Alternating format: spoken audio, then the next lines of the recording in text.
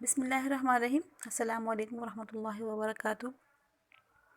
یہ جو lock down ہے، اس لاک ڈاؤن کا مطلب صرف یہ ہے کہ گھروں میں بیٹھیں، باہر نہ نکلیں۔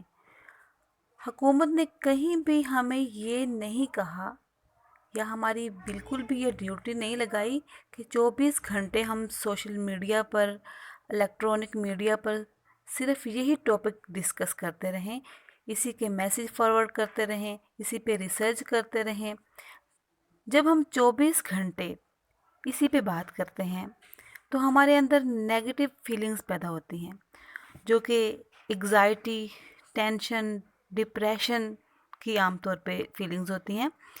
تو اس سے ہوتا کیا ہے، اس سے ہمارا امیونٹی سسٹم ویک ہو جاتا ہے، یعنی ہمارے اندر کی قوت مدافعت جو ہے وہ کمزور ہو جاتی ہے، اور ہمیں لڑائیوں میں ہمارے اندر جو پیدا ہونے والی بیماریاں ہیں ان سے فائٹ کرنے میں، لڑائی کرنے میں وہ کمزور ہو جاتی ہیں۔ جس طرح کہ اگر کوئی بلڈ پریشر کا مریض ہے، دل کا مریض ہے، یا کوئی معدے کا مریض ہے، یا کسی اور بڑی بیماری میں مبتلا ہے، تو وہ ایسا شخص، عورت یا مرد یا بوڑھے کوئی بھی ہوں، یا پھر بچے جو ہیں جن کا بہت جو ہے چھوٹا دماغ ہوتا ہے وہ بھی، تو وہ اس پہ اثر انداز اس طریقے سے ہوتی ہے کہ وہ ان بیماریوں سے لڑ ہی نہیں پاتے ہیں۔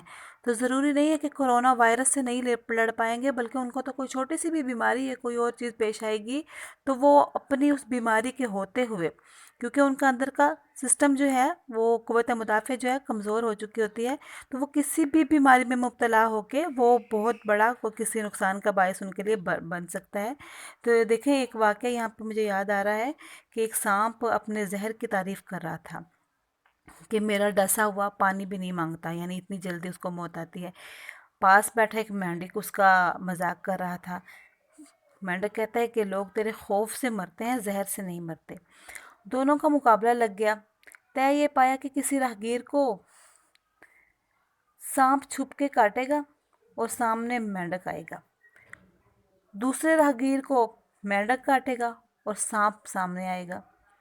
اتنے میں ایک راہگیر گزرا، اس مسافر کو سانپ نے چھپ کر کاٹا، جبکہ ٹانگوں کے نیچے سے مینڈک پھدک کے نکلا۔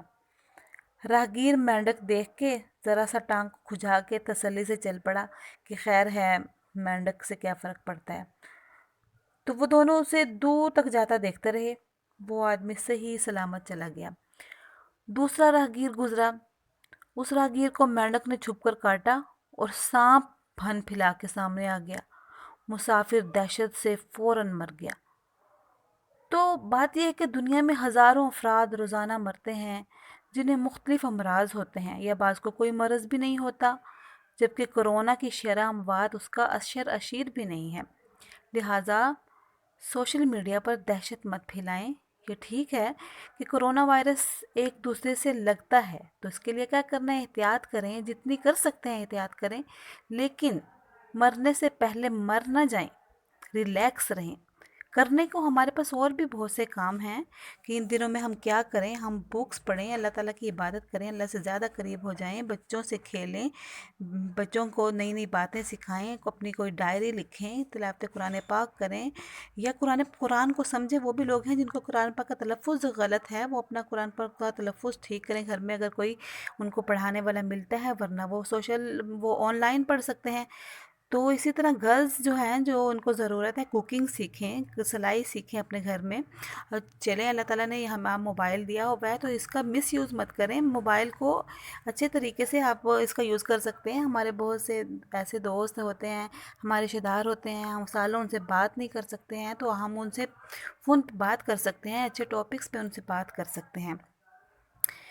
تو یہاں پہ میں یہ بھی کہنا چاہوں گی کہ ٹھیک ہے، اللہ تعالیٰ ہم سب کو اس بیماری سے بچائے اور ہم سب کی حفاظت فرمائے، ہمارے بڑوں کی، چھوٹوں کی، بچوں کی، ہم سب کی، ہمارے ملک کی، قوم کی، تمام دنیا کی، انسانیت کی جو ہے ہم بھلائی چاہتے ہیں۔ یہاں دعا کرنا چاہتی ہوں میں یہاں، اور یہ جو دعا ہے میں نے مانگنی ہے، آپ نے سب نے آمین کہنا ہے۔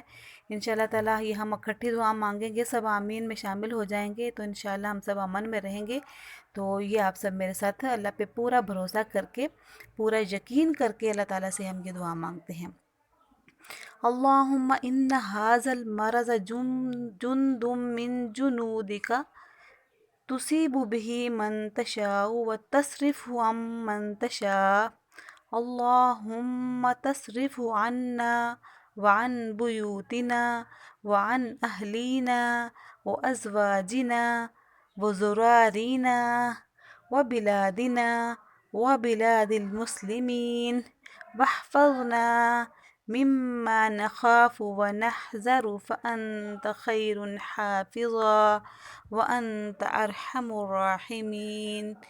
اس کے ساتھ ہی مجھے اجازت دیجیے، آمین ثم آمین یا رب العالمین۔ اللہ تعالی ہم سب کا حامی و ناصر ہو، دعاؤں میں یاد رکھیے گا۔ اللہ حافظ۔